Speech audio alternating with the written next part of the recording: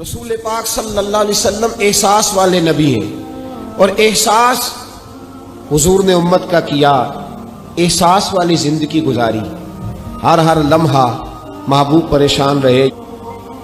نبی پاک صلی اللہ تعالی علیہ وسلم کی حدیث اور روایت کرتے ہیں حضرت سلمان فارسی رضی اللہ تعالیٰ عنہ، اور ساتھ ہیں سیدنا بلال حبشی رضی اللہ تعالیٰ عنہ۔ فرماتے ہیں ہم نہ گھر سے نکلے، حضور نے فرمایا ذرا جلدی چلو، ایک ضروری کام ہے۔ فرماتے ہیں بڑی تیزی کے ساتھ آج روٹین سے ہٹ کر محبوب نے تیز تیز قدم مبارک اٹھائے، تیز تیز، اور فرماتے ہیں ایک گلی ہم نے کراس کی، دوسری گلی میں جو پہنچے تو پھٹے پرانے کپڑے، سادی سی بی بی، اور حالت بتاتی تھی کہ بیچاری کسی غریب گھر کی ہے۔ وہ سڑک پہ کھڑی تھی اور رو رہی تھی۔ میرے کریم رسول نے فرمایا بلال اسے پوچھو کیا مسئلہ ہے، کیوں روتی ہے؟ تو حضرت سلمان عرض کرتے ہیں میں نے کہا حضور میں پوچھ لیتا ہوں، آپ جائیے، کام بڑا ضروری ہے جو نکلیں، میں معلومات کرتا ہوں۔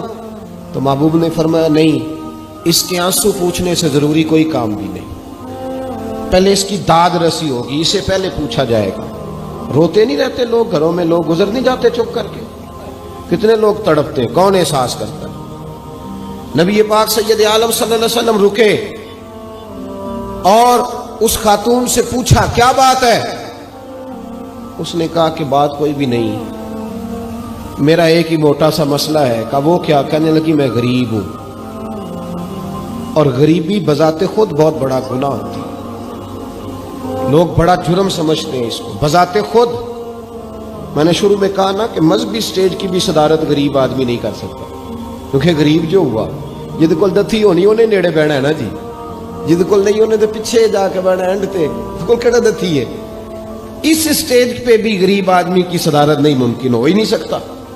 میرے رسول پاک سید عالم صلی اللہ تعالی علیہ وآلہ وسلم نے فرمایا پہلے اسے پوچھو کیا مسئلہ ہے۔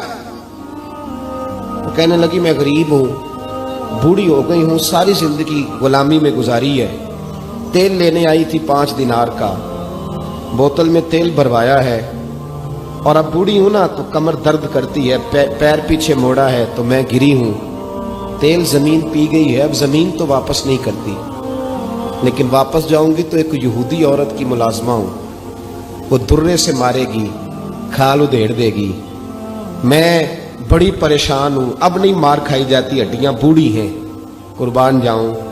حضرت بلال کو حضور نے حکم دیا، فرمایا دوڑ کے گھر جا 5 دینار لا۔ فرماتے ہیں 5 دینار لائے، تیل خرید کے دیا، وہ پھر رونے لگی۔ فرمایا آپ کیوں روتی ہے؟ اس نے کہا بتایا نا غریب ہوں، غریب کا جرم کوئی نہیں ہوتا، لیکن پیس دیا جاتا ہے، پھر بھی مار تو اب بھی پڑے گی، اب کیوں پڑے گی؟ تو عرض کرنے لگی محبوبہ مار اس لیے پڑے گی کہ دیر سے کیوں آئی ہے۔ تو میرے کریم رسول اور وہ بی بی حضور ابھی آئے ہیں مدینہ طیبہ، امام یوسف صالحی فرماتے ہیں ابھی آئے تھے حضور، سبل الہدی والرشاد کے مصنف کہتے ہیں ابھی آئے تھے نبی پاک، وہ جانتی بھی نہیں تھی۔ تو سید عالم صلی اللہ تعالی علیہ وسلم نے فرمایا اچھا مار پڑے گی؟ کہا ہاں۔ او بھائی کونسلر جو کل آپ کو کہہ رہا تھا نا میں آپ کا خادم ہوں، کونسلر بے گناہ، بلکہ ہمارے SHO صاحب اگر چودھری پہ پرچہ آ جائے تو اس کو ٹیلی فون کر کے پوچھتے ہیں صاحب جی تہاڈے خلاف درخواست آئی ہے، کی کرنا ہے؟ تو غریب آدمی بیچارہ، اس کی غلطی یہ تھی کہ وہ غریب تھا تو اس نے ریڑھی لگا لی چوک میں، اس کو دبوچ کے لے گئے، تینوں پتہ نہیں اتنے نہیں کھلوئی تھا، تو اس کے پاس کل انویسٹمنٹ ہی 5000 تھی، سارا لے گئے۔ پھر وہ کونسلر صاحب کے پاس چلا گیا، سر میرے نال چلے آ دے ذرا میں تھانے جانا ہے۔ انہیں کہا گڈی کرائی آ، پیسے ہیں نہیں ایویں تھانے جائیدا ہے۔ اب وہ گاڑی لایا ہے، پتہ نہیں کہاں سے لایا ہے، تھانے پہنچا ہے، اور یہ ہے ہمارا حال کہ وہ SHO بھی بیٹھا ہے کرسی پہ اور کونسلر بھی کرسی پہ بیٹھا ہے، اور وہ غریب پیروں میں بیٹھا ہے اور ہاتھ باندھ کے کہہ رہا میری ریڑھی دے چھڈو، میریاں 4 دھیاں نے تو میں شامی کھانا کھڑنا ہے۔ کدھر گیا امت کا وہ ذوق؟ ساری زندگی نعتیں سننے والوں بتاؤ تو صحیح نعت نے تاثیر کیا دی ہے روح؟ اگر ابھی بھی گھاڑی غریب کے پاس کھڑی نہیں ہوتی تو پھر کیا اثر ہوا ساری زندگی نعت سننے کا؟ میرے مصطفیٰ کریم سید عالم صلی اللہ تعالی علیہ وسلم نے فرمایا اس خاتون سے یہاں کونسلر ساتھ نہیں جاتا، کہتا ہے کر دیا ٹیلی فون، سویرے 9 بجے پہنچ جانا، اور کائنات کی سب سے معزز شخصیت حضرت سیدنا بلال حبشی رضی اللہ تعالیٰ عنہ فرماتے ہیں میرے نبی پاک نے فرمایا بی بی چل میں تیرے ساتھ چلتا ہوں. گویا اللہ کی ساری رحمتیں اس کے ساتھ ساتھ چلنے لگی. اور آگے آگے نہیں، ساری کتابیں پڑھ لو، وہ پھٹے پرانے کپڑوں والی بی بی آگے آگے اور اللہ کے کریم رسول پیچھے پیچھے. ساری گلیاں اس نے پھرائی، مدینے کی صحرا آ گیا. ایک دروازے پہ دستک دی سے مالکن آئی. وہ بی بی بعد میں کہتی ہے میں بھی بڑی ڈاڈی تھی، طاقت ہی نہیں تھی میرے سامنے کو کھڑا ہو سکے، لیکن جب میں باہر نکلی تو میں نے نور کے حالے میں لپٹی ہوئی ایک عظیم ہستی کو دیکھا.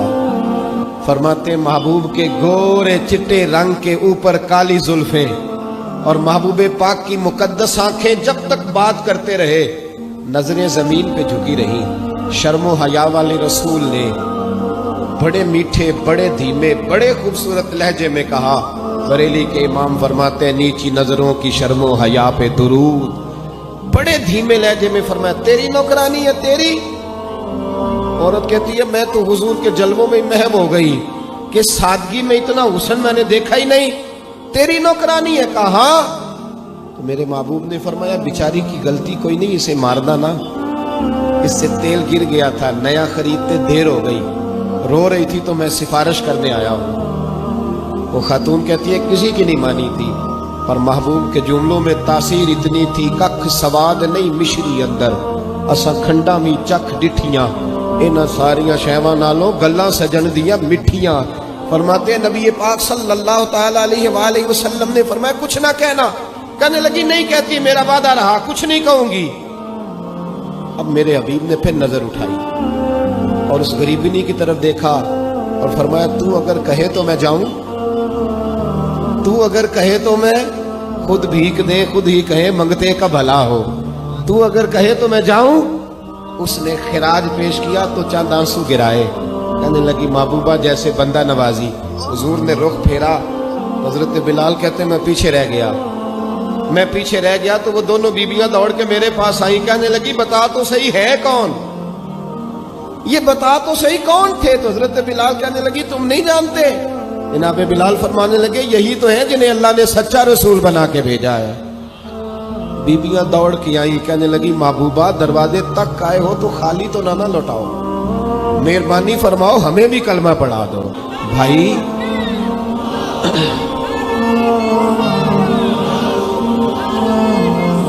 اگر دولت احساس ہے نا پھر تو زندہ ہے. جو زندہ ہوتا ہے اس میں لچک ہوتی ہے، جو مر جاتا ہے وہ اکڑ جاتا ہے. اگر زندگی ہے تو پھر احساس ہونا چاہیے. اگر تیرے اندر زندگی ہے تو پھر احساس ہے، اور اگر تیرے اندر احساس نہیں رہا نا تو پھر زندگی زندہ دلی کا نام.